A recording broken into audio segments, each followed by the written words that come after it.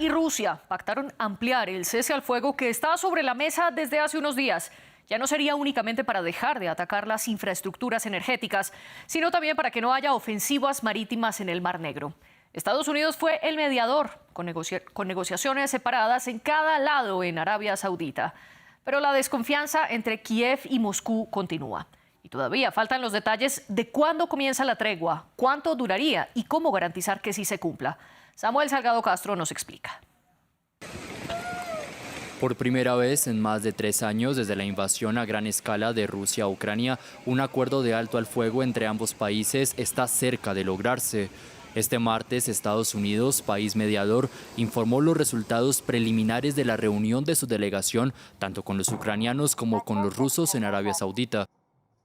Los puntos en común preliminarmente acordados entre Washington, Kiev y Moscú se centran en la prohibición de los ataques contra las instalaciones energéticas de Rusia y Ucrania.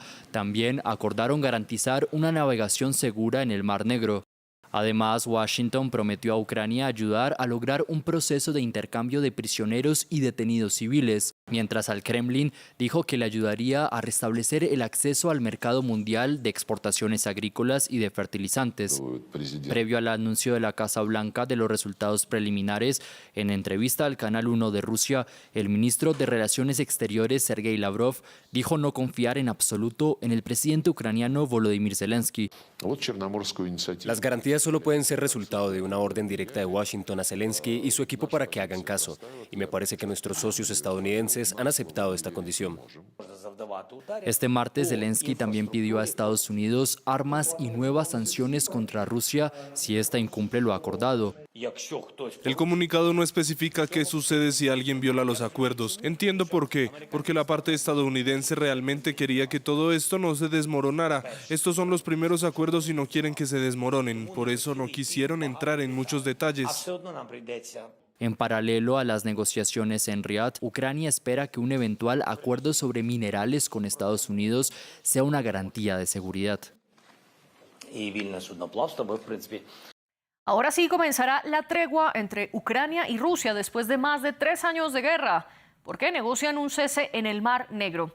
Eso es lo que analizaremos hoy en el debate. Para ello nos acompaña desde Ciudad de México Genaro Beristain Aguilar, docente de la Universidad Anáhuac, TEC de Monterrey y la UNAM, especialista además en temas sobre guerra y conflictos armados.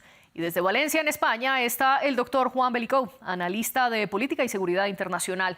Gracias a ustedes dos por participar en el debate de France 24. Recuerden que pueden seguirnos en las redes sociales, donde estamos como @France24-ES. Y un saludo muy especial a quienes están escuchando este programa, porque como ya lo saben, estamos también en Apple Podcasts, Spotify, Deezer y TuneIn. Genaro, comienzo con usted. ¿Qué es lo que se conoce de esta ampliación de la tregua entre Rusia y Ucrania? Bueno, muy buenas noches, muy buenas tardes, dependiendo de dónde se encuentren.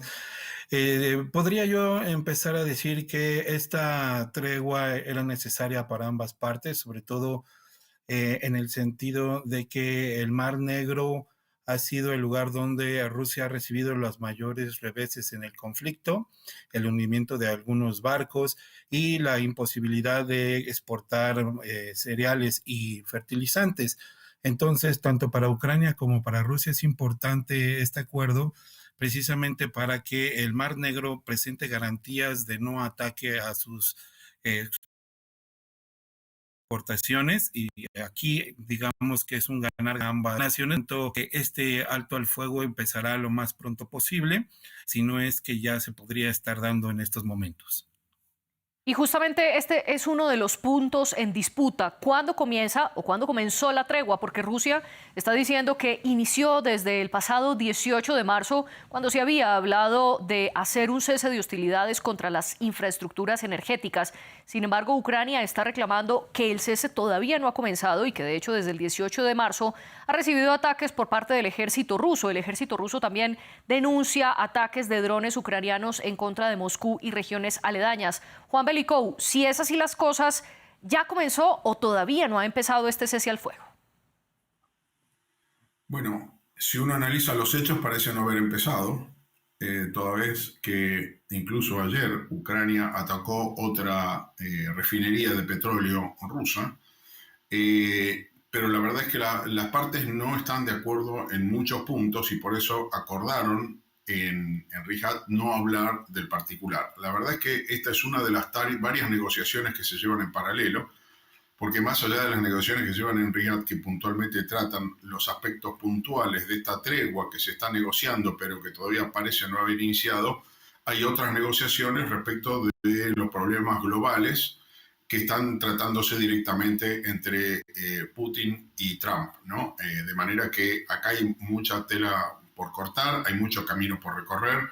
Lo único que se filtró, que parece haber llegado a un acuerdo de las partes, es en exceso de hostilidades marítimas, puntualmente en el Mar Negro. Ya se había advertido que iba a haber un cese de agresiones marítimas, igual que las de la infraestructura cuando esto se inició, pero todavía no parece estar ahí. Por cierto, coincido con mi colega en México de que esta tregua particular en el Mar Negro beneficia, yo diría, más a Rusia que a Ucrania, toda vez que Rusia ha padecido golpes durísimos, al punto que la flota del Mar Negro de la Federación Rusa está literalmente diezmada y incapacitada de operar por los ataques.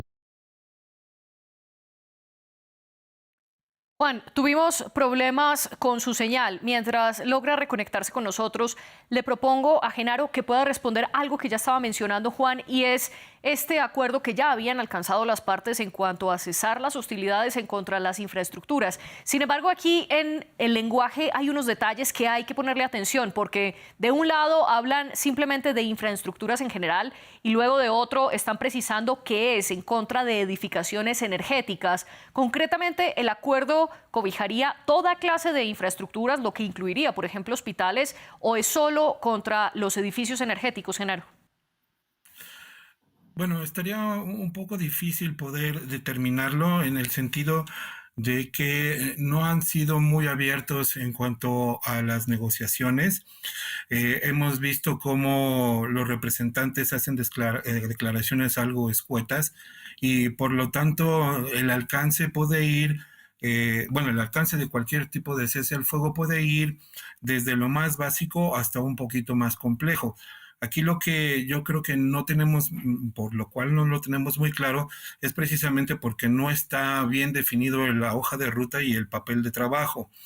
Aunado a esto, es muy posible que no haya consensos entre las partes negociadoras y es muy posible que Rusia esté presionando para obtener un poco más de lo que Ucrania podría ofrecer. Juan, quiero preguntarle por qué es tan difícil acordar una hoja de ruta específica. Yo sé que la guerra en Ucrania es incomparable con lo que pasa en la Franja de Gaza, pero en ese caso vimos, por ejemplo, cómo Hamás e Israel lograron trazar una hoja de ruta con 3 etapas diferentes de un cese al fuego, con la primera de ellas con 1 hora incluso de inicio de tregua. Algo así no se ha podido lograr en Ucrania, a pesar de que llevan varias semanas dialogando en Arabia Saudita con la mediación de Estados Unidos. ¿Qué es lo que pasa entre Rusia y Ucrania que es tan difícil pactar esta metodología de cómo y cuándo comienza la tregua? Bueno, hay muchos factores en el medio. En primer lugar, por ejemplo, Rusia desconocía la capacidad negociadora de Zelensky al punto que pedía que haya elecciones antes de iniciar una negociación de paz. Entonces, acá desde cuestionar a los interlocutores hasta los detalles mayores y detalles menores. ¿Cuál es el territorio que está reclamando Rusia? Excede incluso los territorios que efectivamente está ocupando hoy. Por otro lado, tenemos una posición de que Occidente ha apoyado a Ucrania durante todo este periodo. Tampoco puede aparecer en esta cuestión, en este lugar como un derrotado. Entonces, ni Rusia ni Occidente quieren estar derrotados y Ucrania está en el medio. Con lo cual hay muchas aristas de esta cuestión que hacen muy dificultosa esta negociación. Obviamente Trump necesita que haya una respuesta porque él se comprometió en su campaña electoral a tener una solución al tema rápido y hay mucha presión por parte de Ucrania. Ahora, para Ucrania hay muchas cuestiones que son inaceptables y además de Ucrania está la posición personal porque se juega el futuro político del propio Zelensky. Entonces acá hay muchas cuestiones que dificultan estas negociaciones, ¿no? Y para sumarle una capa de dificultad a estas negociaciones, Genaro, hablemos de la postura de Moscú, porque Rusia está diciendo que una de las condiciones para poder implementar esta tregua es, uno, que se levanten todas las sanciones económicas que hay en contra de Rusia; dos, que vuelvan la comida y los fertilizantes rusos a ser parte del mercado global; y tres, que finalmente los bancos rusos se les permita reconectarse de nuevo al sistema SWIFT, que es este sistema interbancario internacional. Sin embargo, Ucrania está diciendo que esas condiciones no se dialogaron en Arabia Saudita. ¿Por qué Rusia necesitaría pactar estas condiciones y por qué Ucrania se opone, Genaro? Bueno, aquí podremos tener varias interpretaciones, pero creo que podemos llegar a un acuerdo en el sentido de que ya la economía rusa empieza a mostrar señales de desgaste y por supuesto necesita recobrar todos los activos que están en bancos europeos y bancos estadounidenses. Moscú le tiene que dar velocidad a esta parte de la negociación porque ha habido iniciativas tanto en Europa como en Washington de utilizar estos actos para pues salvaguardar o para atenuar las consecuencias de la guerra en Ucrania. Entonces, para Rusia es muy importante el retorno de esos activos para evitar que vayan a parar a la infraestructura o vayan a parar a las arcas ucranianas. Por otro lado, pues el retorno no nada más de los fertilizantes y el grano, sino también el retorno del gas ruso a Ucrania, perdón, el retorno del gas ruso a Europa y sobre todo la posibilidad de que se vuelva a utilizar el Nord Stream 2 y que, pues bueno, sea un gas a precio competitivo mucho más barato que el que ofrece Estados Unidos. Entonces, seguramente estas solicitudes de Rusia encontrarán bastantes barreras, no solamente en Ucrania, sino también en algunos sectores, tanto en Europa como en Estados Unidos. Es por eso que veremos todavía un poco más complicado el hecho de aterrizar varios acuerdos. Sin embargo, la parte del gas todavía no se ha hablado, al menos públicamente. Hasta ahora todo está concentrado en el sector agrícola y en el traspaso o en el transporte, mejor, por el Mar Negro de la comida y los fertilizantes, tanto ucranianos como rusos. Juan, al respecto, ¿por qué Moscú insiste tanto en que se levanten las sanciones y se permita el comercio de sus productos agrícolas? ¿Y por qué Ucrania se opone? Bueno, Ucrania se opone por una cuestión de supervivencia, entiende razonablemente que el reingreso de Rusia a los mercados internacionales le daría mucho oxígeno financiero, acceso a tecnología, por otra parte, que hoy está, digamos, triangulando a través de otros países con caminos bastante turbios, pero que cada vez se les hace más difícil porque las sanciones están empezando a ser un poco más efectivas. Ahora, Rusia, por su parte, está en una negociación, además de esta negociación de Ucrania puntual. Ucrania es parte de una negociación mucho más amplia que mantiene Putin con Trump respecto de lo que es el resto del mundo. Acá entra Medio Oriente, entra África, el tema de los fertilizantes es crítico para África porque para ellos es un insumo fundamental para su seguridad alimentaria.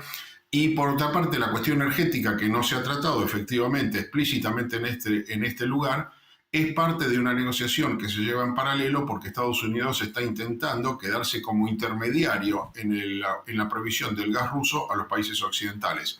Eso condicionaría el retorno del Nord Stream 2, pero también del 1, que tampoco está activo en este momento, y otros oleoductos, los cuales quedarían bajo control básicamente de empresas norteamericanas. Ahora, dicho esto, Rusia dice que para que se avance en esa negociación, las sanciones deben ser levantadas efectivamente para que puedan reingresar de manera plena al mercado internacional. Ahora, las dos partes, la desconfianza seria que existe es que las dos partes van a utilizar este cese al fuego limitado apenas a 30 días para reposicionarse, rearmarse y volver a lanzarse al juego, ¿no? Quiero decir, al conflicto. A pesar de que Ucrania se opone a esto, Estados Unidos, en el comunicado que publicó la Casa Blanca, dice de manera explícita, y leo, que Estados Unidos ayudará a restablecer el acceso de Rusia al mercado mundial de exportaciones agrícolas y de fertilizantes y reducirá los costos del seguro marítimo. Genaro, ¿qué tanto puede Estados Unidos ayudarle a Rusia a volver a este mercado internacional agrícola? Bueno, Estados Unidos, por supuesto, en la administración de Donald Trump tiene una amenaza, o bueno, en lugar de decir amenaza, voy a decir un arma, ¿no? Y esos son los aranceles. El señor Donald Trump, a lo largo de estos 100 días que ha estado en la Casa Blanca, un poquito más, un poquito menos, no sé si me estoy adelantando a la fecha exacta, ha utilizado el arma de los aranceles como si fuese pan caliente, ¿no? A México le ha emitido aranceles, a Canadá le ha emitido aranceles. Entonces, por supuesto que Donald Trump va a presionar a los aliados en imposición de aranceles por si no están en el sentido de recibir el grano ruso o recibir las mercancías provenientes de Rusia. Es muy dada la administración de Donald Trump tratar de utilizar el garrote para obtener sus beneficios. Entonces, por supuesto que veremos mucha presión por parte de la Casa Blanca a sus aliados y a otros mercados para poder quedar bien con Rusia en este sentido. Pero al respecto, Juan, ¿qué opina usted de la postura que está diciendo Zelensky, que Rusia está agregando condiciones por fuera de la mesa de negociaciones? Aquí recordar algo, y es que Ucrania y Rusia, sus delegaciones, no están teniendo diálogos de manera directa, sino que Estados Unidos primero se reúne con la delegación de los ucranianos y luego con la de los rusos, y es un poco el mensajero, el intermediario. Y luego públicamente se dan a conocer ciertas posturas. Dentro de ellas, Zelensky está criticando que Moscú pone como condición para comenzar la tregua el hecho de que levanten las sanciones y se permita su reingreso a este mercado agrícola internacional. ¿Está cambiando Rusia los términos de las condiciones, Juan? No, a ver, Rusia está en una posición de fuerza porque definitivamente hay una percepción de que en el campo de la batalla viene ganando, consecuentemente está en una posición mejor para negociar. Y también sabe que Trump está muy interesado en cerrar rápido este trato porque busca ir al gran enemigo que ellos perciben en China, y para eso necesitan acabar con este conflicto. Y eso hace que necesita a Rusia como un aliado, por decirlo de alguna manera, en el mercado mundial para limitar las aspiraciones chinas. Ahora, hay algunas cuestiones, como yo dije, que son fruto de otra negociación que va por otro lado, que no tiene que ver con Ucrania, va con un escenario más amplio, geopolítica global, y ahí se mezclan los intereses. Por eso, efectivamente, Rusia pone algunas precondiciones, pero estas son precondiciones que había puesto hace mucho tiempo. No hay nada nuevo en esto. No era puntualmente los aspectos técnicos del cese al fuego. Pero la verdad es que Rusia, por otra parte, lo que no quiere es un mero cese al fuego. Lo que está queriendo es que esto sea un paso irreversible hacia un acuerdo de paz y no que sea un espacio de descanso para que Ucrania se pueda rearmar, reorganizar y volver al conflicto. Esta es la postura de Rusia. Ahora, por otra parte, ciertamente Ucrania le molesta este tema, y es comprensible, del cese de las sanciones, porque esto le permitiría bastante oxígeno financiero a Rusia en un momento que, como ya se mencionó, lo comentó mi colega de México, efectivamente Rusia está empezando a sentir las consecuencias de las sanciones, aunque está pudiendo engañarlas, pero este engaño a las sanciones potencia a China o a India, que es a través de los países de las regiones a través de las cuales se está haciendo este engaño, ¿no? Usted afirma que Moscú quiere un paso irreversible hacia la paz. Sin embargo, los ucranianos dicen todo lo contrario. El gobierno de Volodymyr Zelensky denuncia que Vladimir Putin quiere continuar la guerra y que por eso ha puesto tantas trabas a un cese. Recordemos que de Estados Unidos la propuesta inicial que hizo Washington fue un cese de hostilidades total durante 30 días. El gobierno de Zelensky propuso una tregua mucho más delimitada a la infraestructura, a los ataques marítimos y también lo limitaba a 30 días. Sin embargo, el Kremlin finalmente no aceptó ninguna de esas dos propuestas e inicialmente se habló de infraestructuras y ahora comienza a entrar el Mar Negro en las negociaciones. Juan, ¿esto sí muestra que Moscú quiere un paso irreversible a la paz como usted lo quiere o por el contrario quiere continuar la guerra como lo defiende Kiev? Bueno, todas las partes van a intentar avanzar sus intereses, claramente. Rusia, en la medida que vea opciones en esto, va a intentar imponer mayores condiciones. Por ejemplo, la semana pasada se hablaba de Odessa. El hecho de que Rusia se quede con Odessa, territorio que todavía militarmente no tiene ocupado, si continúa la guerra puede llegar a plantearse, la diría continuidad territorial con la región cisniestrina, con Transnistria, que es un territorio que está en conflicto con Moldova, que es prorruso, con mucha influencia rusa en el lugar y demás. Un estado independiente reconocido por muy pocos. De manera que ahora, en este momento, no se está hablando más de la situación de Odessa, con lo cual parece que estas son cuestiones que se van poniendo como hipótesis de máxima, como para después decir cedimos en algo. Y esto claramente, de hecho, como yo digo, las 4 provincias, las 4 oblasts, digamos, que está reclamando Rusia de control propio, no las controla totalmente. Una sola es controlada totalmente, las otras 3 las controla entre un 75 y 85%. Con lo cual, por supuesto, pone las hipótesis de máxima, lo puede hacer porque está en la posición de fuerza, sabe que cuenta con una posición bastante favorable por parte de Washington, pero por otro lado sabe que va a tener la oposición no solamente de Ucrania, sino también de Europa, ¿no? Sí, Genaro, quiero preguntarle por uno de los puntos que plantea Juan y que tiene que ver con el territorio. Él habla de 4 regiones reclamadas por Rusia. A esto le debemos sumar Crimea, que también está sobre las negociaciones y que fue ocupada y anexada por Rusia desde el 2014, antes de comenzar esta nueva etapa de la guerra en 2022. Genaro, quiero preguntarle por qué las partes tardan tanto, sobre todo en los temas que aparentemente son más técnicos, y si esta es la dificultad que vemos al momento de negociar, por ejemplo, lo del Mar Negro. ¿Qué se puede esperar cuando pasen a temas más difíciles, precisamente como la ocupación territorial? Bueno, aquí en México tenemos un dicho que versa: el diablo está en los detalles. Entonces eso nos hace ver que las partes van a ir avanzando muy lentamente, porque precisamente en los detalles van a estar las opciones de ganar o perder. El hecho de apresurar esto no tiene o no les daría el tiempo suficiente para analizar muy bien los detalles que van a llevar en punto por punto en cada una de las negociaciones.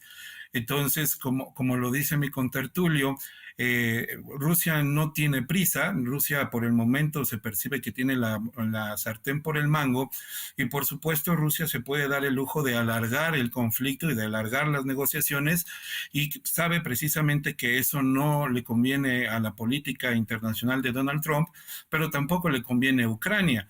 Ucrania lo que necesita es un acuerdo rápido, aunque precisamente se ve que Zelensky puede ser el principal obstáculo para ese acuerdo rápido. Entonces se pueden plantear la posibilidad de que puedan esperar todavía un poco más, alargando las negociaciones para ir viendo punto por punto, letra por letra, para no perder ninguna esquina o no perder de vista algún ángulo importante en los intereses de Rusia. Usted señala algo que hemos visto en otros episodios del debate, y es que aquí está imperando la ley del más fuerte. Sin embargo, hay un punto, Genaro, por el que quiero preguntarle. Usted dice que a Rusia le conviene extender la guerra, pero que a Estados Unidos no, porque recordemos que Donald Trump dijo que podría acabar este conflicto bélico en 100 días, un tiempo que se cumplirá el 13 de abril. En esta puja de poderes entre Rusia y Estados Unidos, ¿quién puede prevalecer, Genaro?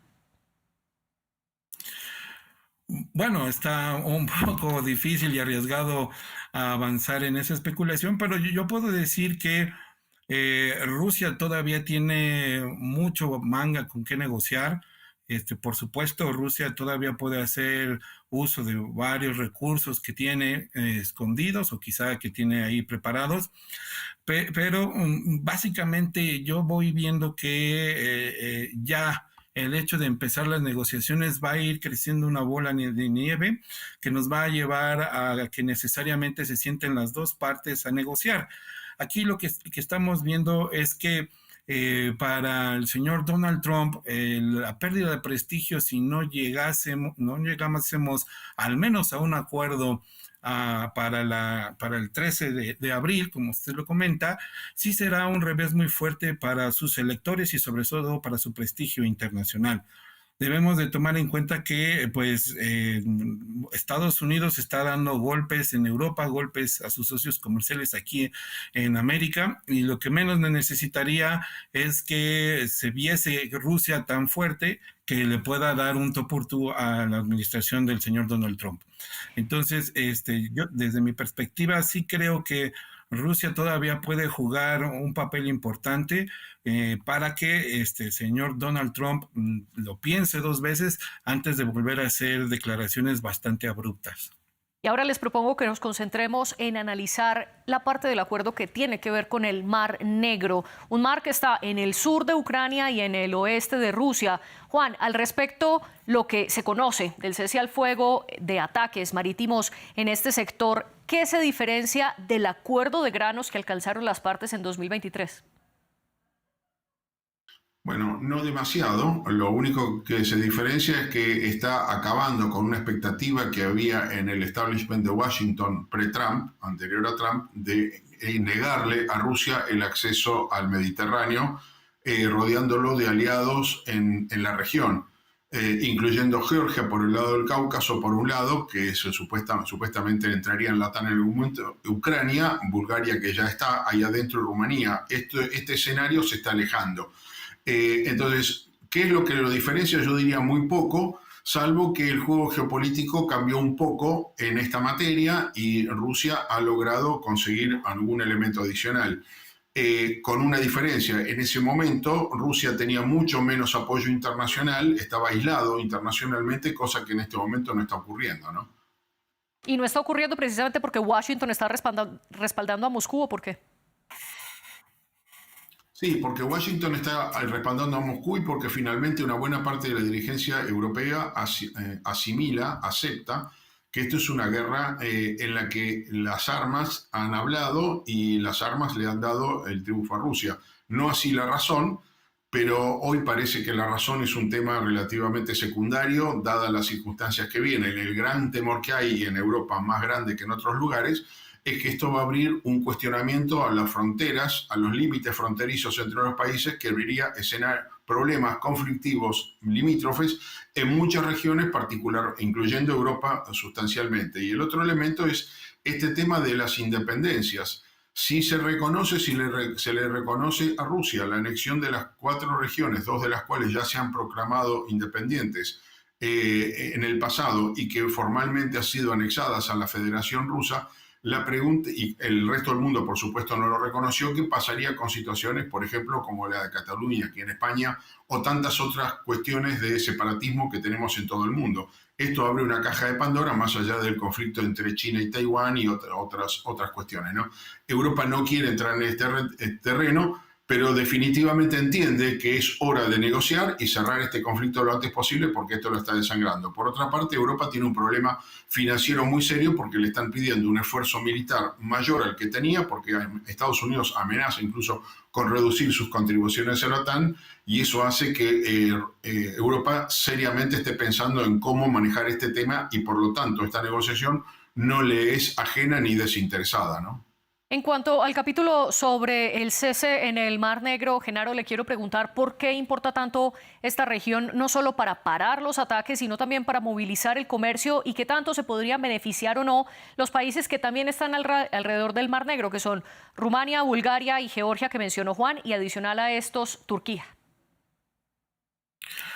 Bueno, claro, debemos destacar muchísimo el papel de Turquía. Turquía fue el estado mediador durante los primeros meses del conflicto, donde se pudo haber alcanzado una negociación un poco más benéfica para Ucrania, bueno, no un poco, mucho más benéfica para Ucrania, pero pues se levantó de la mesa de negociaciones Ucrania de manera unilateral.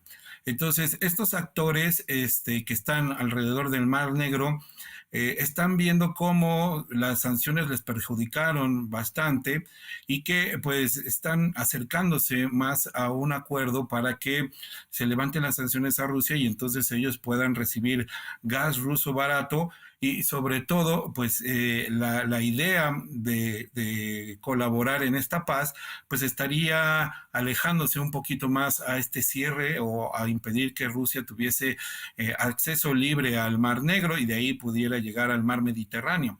Entonces, podemos ver aquí cómo está cambiando, el desgaste de la guerra ha hecho cambiar las posturas en varios países, por lo tanto están cediendo a las condiciones que pueda en su momento estar solicitando Rusia. Veo muy importante el hecho de que ya hay voces al interior de Europa, bueno, hay algunas voces muy radicales que ya están pidiendo la salida de sus propios países de la OTAN, pero también hay otras voces que se están oponiendo a este incremento de 88,000 millones de euros que propuso Ursula von der Leyen, para armar a Europa en caso de que Estados Unidos pues les dé la espalda. Entonces los estados están evaluando negociar un acuerdo con Rusia para no tener que cercarla en el Mar Negro y, por supuesto, obtener mejores condiciones con este país, ya que, pues, a la postre, independientemente de cuál vaya a ser el arreglo, cuáles vayan a ser las condiciones y en cuánto tiempo se firme la paz, Rusia no se va a ir. O sea, Rusia no va a abandonar su posición geográfica, se va a mantener ahí. Genaro, a propósito de lo que usted mencionaba antes, de que el diablo está en los detalles, quiero hacer una aclaración que me hace mi jefe de edición, la jefe de edición del debate, Laura Garzón. Tal cual lo afirma la Casa Blanca en los dos comunicados que publicó luego de negociar con Ucrania y luego de negociar con Rusia, en ninguna parte del texto habla de cese de hostilidades en el Mar Negro, sino de eliminar el uso de la fuerza. ¿Cuál es la diferencia entre una cosa y la otra, Genaro? Bueno, podría desde un momento decir que solo es una diferencia semántica, pero el cese al fuego determinaría que cada uno de los estados acuerda retirarse a los lugares donde actualmente lo controlan y no establecer combates o enfrentamientos. Y un cese de las hostilidades sería, pues, continuar con servicios de inteligencia, mandar drones espías, utilizar barcos que colecten más o menos información, pero que al final de cuentas no va a haber un intercambio de disparos. ¿Hay alguna diferencia, Juan, más allá de la semántica, entre eliminar el uso de la fuerza y hablar de un cese de hostilidades en el Mar Negro? Sí, básicamente lo que decía Genaro recién, es la logística que está detrás del uso efectivo de la fuerza va a seguir existiendo. Esto particularmente Ucrania no quiere ceder en este punto, porque básicamente le permite reposicionarse y esto es lo que Rusia está resistiendo un poco. Pero como dijo Genaro hace un rato, el diablo está en los detalles. La pregunta es cómo se van a interpretar estos pequeños textos, porque en la jerga internacional hay múltiples maneras de interpretarlo. Cese al fuego es algo que está definido. El cese del uso de la violencia no queda claro porque no tenemos antecedentes en el derecho internacional que hable de este tipo de características. Por eso digo, hay que ver cómo se va a interpretar estas cuestiones, y esto no es un detalle menor, porque Putin, hay un tema que hay que recordar. Putin es un hombre que está en el gobierno hace más de 2 décadas ya, con lo cual él tiene memoria institucional porque participó de todo este proceso, y cuando no participó directamente como jefe de Estado, estuvo en la cúpula del país porque fue un asesor importante de Yeltsin en su momento. Sí. ¿Por qué rescato esto? Es básicamente porque Rusia se ha sentido, Putin personalmente, se siente engañado por los acuerdos internacionales previos, como aquella promesa de que la OTAN no iba a avanzar ni una pulgada más hacia el este, con la promesa de que los países del este europeo no se iban a integrar a la OTAN. Esto es lo que él interpretaba por esto. Con los acuerdos de Minsk 1 y 2, que después no se cumplieron, y después Angela Merkel lamentablemente le pegó el tiro de gracia diciendo que no se buscaba cumplir ese tratado sino ganar tiempo, y el argumento siempre fue: eso no está escrito, el detalle nunca se explicitó tan claramente. Entonces él ahora va a exigir garantías y cada detalle muy bien escrito, y eso, como dijo Genaro hace un rato, coincido absolutamente, le da mucho tiempo en estas negociaciones, tiempo en donde se reposicionan, y mientras tanto van a seguir las agresiones. Ahora, el cese de uso de la violencia depende claramente de cuándo ingresa. Es un momento crítico porque estamos entrando en una época del año en que las exportaciones de grano por un lado y fertilizantes por otro son clave para el desarrollo de muchos países de la región.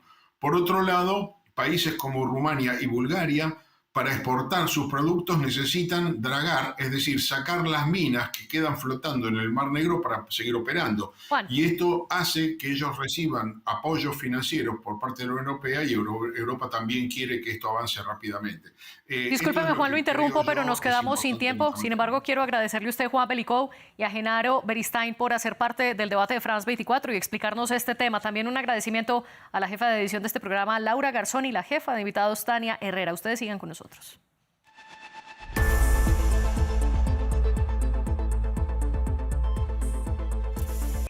recorra una región en constante evolución. Sus sensibilidades, luchas y conflictos en contexto. Una travesía por Medio Oriente con escala en France 24. Expreso de Oriente, presentado por Gabriel Colchen, en France 24 y france24.com.